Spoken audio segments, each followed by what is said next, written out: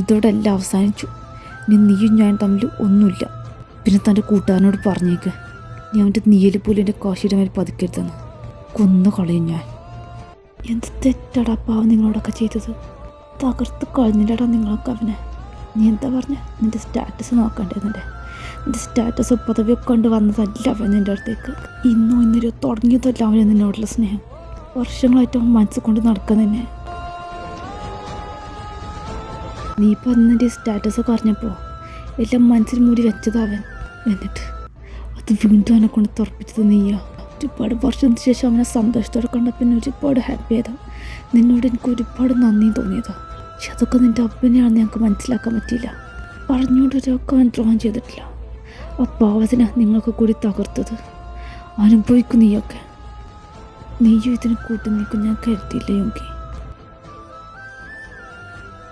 ഞാൻ കാരണം നിൻ്റെ സാരമില്ല. ഇപ്പോൾ അവൻ ദേഷ്യം കൂടി പറയുന്നു. അവനെ ഞാൻ മനസ്സിലാക്കിക്കോളാം.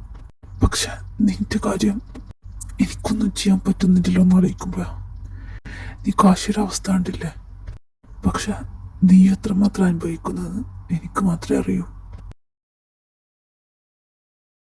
ധ്രുവ, എനിക്കറിയാം ഞാൻ തന്നെ നിന്നതിലേക്ക് വോയിസ് ചെയ്തു. ബട്ട് നീ പറഞ്ഞിട്ട് കാര്യമില്ല. ഏതായാലും ഇനി എൻ്റെ ആവശ്യമില്ല. ആ പ്രൊജക്റ്റിനെ കുറിച്ചുള്ള കുറച്ച് ഡീറ്റെയിൽസ് എനിക്ക് കിട്ടിയിട്ടുണ്ട്. അതുകൊണ്ട് ജസ്റ്റ് സ്റ്റോപ്പ് ദിസ്. വേറെ ഒന്നും ഉണ്ടല്ലോ. എനിക്കറിയാം നീ തെറ്റൊന്നും ചെയ്തിട്ടില്ല. പക്ഷെ നിനക്കറിയാലോ എനിക്ക് ബിസിനസ്സിൽ കുറേ ശത്രുക്കളില്ലതാ. സോ അതുകൊണ്ട് തന്നെ നിങ്ങൾ പുറത്തൂടെ കറങ്ങാൻ പോകുന്നതും കിസ് ചെയ്യുന്നൊക്കെ വേറെ ആരെങ്കിലും കാണുന്നുണ്ടെങ്കിൽ അവരെന്തായാലും തെറ്റിദ്ധരിക്കും. സോ അതിനെക്കുറിച്ച് ഞാൻ ആദ്യം ചിന്തിക്കേണ്ടതായിരുന്നു. അതിനോർത്തില്ല. പക്ഷെ നീ ഇത്ര ആത്മാർത്ഥയോടെ പണി ചെയ്യുന്ന ഞാനും വിചാരിച്ചില്ല. ഇനി ഇത് വേണ്ട. അപ്പം എനിക്കൊരു കാര്യം പറയാനുണ്ട്. അപ്പം ഞാനിതൊന്നും ഈ പ്രോജക്റ്റിന് വേണ്ടി അഭിനയിക്കായിരുന്നില്ല. എനിക്ക് ശരിക്കും അവനെ ഇഷ്ടമാപ്പാ. Dhruva, hold your tongue. നീ എന്താ പറയുന്നതിലെ ബോധം നിനക്കൊണ്ടാണ്. അപ്പം പ്ലീസ് ഞാൻ പറയുന്നെന്ന് കേക്ക്. I really love him. എനിക്ക് അവനില്ലാതെ പറ്റില്ല അപ്പാ. നീ ഇപ്പൊ പറഞ്ഞത് പറഞ്ഞു. ഇനി നിന്റെ വോയിന്ന് അങ്ങനെ അത് വീണോ? നിനക്ക് നോണല്ലേ ധ്രുവ? നിനക്ക് എങ്ങനെ അതിനോട് പറയാൻ പറ്റി? അതൊരു ആണിനെ ഇതങ്ങനെ പുറത്തറിഞ്ഞ എന്റെ സ്റ്റാറ്റസിന്റെ റെപ്യൂട്ടേഷൻ അതിനെക്കുറിച്ച് നീ ഓർത്തിട്ടുണ്ടോ? അപ്പം എന്താ എന്നെ കുറിച്ച് ഓർക്കാത്തത്? അപ്പം പ്ലീസ്, അപ്പോഴും ഞാൻ ഇതുവരെ ഒന്നും ആവശ്യപ്പെട്ടിട്ടില്ല. അപ്പം പ്ലീസ് എനിക്കവനെ വേണം. Okay fine. പ്രേമത്തിന് ജെൻഡർ ഇല്ല, സമ്മതിച്ചു. ഇപ്പോഴത്തെ കാലഘട്ടത്തിൽ ഇതൊക്കെ പതിവാണ്. ഓക്കെ ഫൈൻ, ഞാനിതൊക്കെ പറഞ്ഞെടുക്കാറുണ്ട്. പക്ഷെ അവനെപ്പോഴും ഒരു താഴ്ത്തരം പിടിച്ചല്ലാതെ നിനക്ക് വേറെ ആരും കിട്ടിയില്ല ധ്രുവ. ഒരു വീട് എടുത്ത് പറഞ്ഞൊരു ഫാമിലി ഒന്നും അവനില്ല. അപ്പാ എൻ്റെ അടുത്ത് നീ എൻ്റെ തെറ്റാ നിന്നെ ഇതിലേക്ക് ഇറക്കിയത്. നീ ഇതിപ്പോൾ തന്നെ മനസ്സിൽ നിന്ന് മാറ്റി കളഞ്ഞേക്ക്. ഇല്ലപ്പാ, കാശി മാർക്കാൻ എനിക്ക് പറ്റില്ല. Oh really? നീ എന്നോട് എതിർത്ത് പറയാനായ ധ്രുവ? അപ്പ എതിർക്കല്ല അപ്പ. പക്ഷെ ഞാൻ അവനെ പ്രോമിസ് ചെയ്താൽ ഞാൻ അവനോട്ട് പോവില്ല. ഞാൻ ജീവിച്ചിരിക്കുന്നിടത്തോളം അത് നടക്കില്ല. പ്ലീസ് എന്നെ ഒന്ന് മനസ്സിലാക്ക. എനിക്ക് അവനെ ഒഴിവാക്കാൻ പറ്റില്ല അപ്പ. ഞാൻ അത്രക്കാണ് സ്നേഹിക്കുന്നുണ്ട്. നിനക്ക് അവനെ ഒഴിവാക്കാൻ പറ്റില്ല അല്ലേ? വേണ്ട, നീ എന്നെ മറന്നേക്ക്. അപ്പ അവനായിട്ടുള്ള ബന്ധം മുന്നോട്ട് കൊണ്ടുപോകാൻ തന്നെയാണ് എൻ്റെ പ്ലാനൊക്കെ. പിന്നെ ഞാൻ ജീവിച്ചിരിക്കില്ല. അപ്പോ എന്തൊക്കെ പറയുന്നത്? നോക്ക്, ഞാൻ പറയുന്നത് ശ്രദ്ധിച്ചു കേട്ടോ. നീയായിട്ട് അവനെ ഒഴിവാക്കിയ നിനക്ക് നല്ലത്. അല്ലെങ്കിൽ ഞാനായിട്ട് തുറച്ചു നീക്കും. എനിക്കെൻ്റെ അഭിമാനമാണ് വലുത്. നോക്ക്, നിനക്ക് ലാസ്റ്റ് വാണിംഗ് തരാം. നീയായിട്ടാണ് നിന്റെ ജീവിതത്തിൽ നിന്ന് ഒഴിവാക്കിയില്ലെങ്കിൽ ഞാനായിട്ടത് ചെയ്യും. ഒന്ന് കളഞ്ഞ അപ്പ പ്ലീസ് എന്നെ ഒന്ന് മനസ്സിലാക്ക. അവനപ്പം എന്തെങ്കിലും ചെയ്ത പിന്നെ ഞാനും ജീവനോട് ഉണ്ടാവില്ല. ഇപ്പൊ നിനക്ക് അവനാണല്ലോ എല്ലാം അല്ലേ?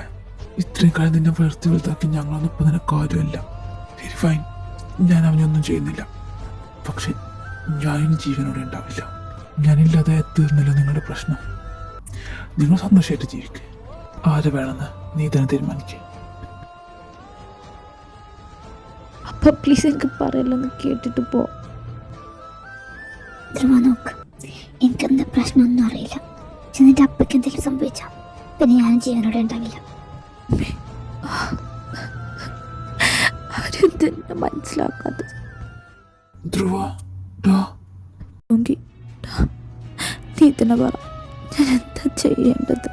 ഞങ്ങൾ എന്ത് തെറ്റ് ചെയ്തിട്ടാടാ? ഞാൻ എന്താ അവനോട് പറയാ? അപ്പയ്ക്ക് വേണ്ടി ഞാൻ അവനെ വേണ്ട നിൽക്കാന്നോ?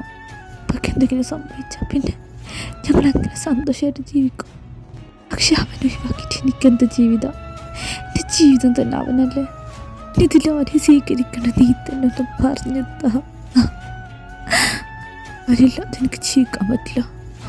പക്ഷെ ഇപ്പം ഞാൻ അവനെ ഒഴിവാക്കിയിട്ടില്ലെങ്കിൽ അത് അവൻ്റെ ജീവൻ തന്നെ അബദ്ധവും. അതല്ലെങ്കിൽ അപ്പം എന്തെങ്കിലും ചെയ്യും. രണ്ടും എനിക്ക് സഹിക്കാൻ പറ്റില്ല. അവനോട് എങ്ങനെയാണോ പറയുക? ഇനിയിപ്പോൾ അവനോട് സത്യം പറയുകയാണെങ്കിൽ അവനൊരിക്കലും എന്നെ വിട്ടു പോയില്ല. പക്ഷെ അത് അവൻ്റെ ജീവനാബദ്ധം. അവനൊന്നും സംഭവിക്കാൻ സമ്മതിക്കില്ല. അവൻ എന്നെ വിട്ടു പോകണമെങ്കിൽ അവൻ എന്നോട് വെറുപ്പ് തോന്നണം. അല്ലാതെ വേറൊരു മാർക്കും ഞാൻ എൻ്റെ മുന്നിൽ കാണുന്നില്ല. പക്ഷെ അവനില്ലാതെ എനിക്ക് പറ്റില്ല. ഞാൻ തളർന്നു പോണ പോലെ തോന്നുക. ഞാൻ എന്താ ചെയ്യുക? എനിക്കിത് സഹിക്കാൻ പറ്റുന്നില്ല. ഇതേ കണ്ടില്ലേ അവനാ വിളിക്കുന്നത്.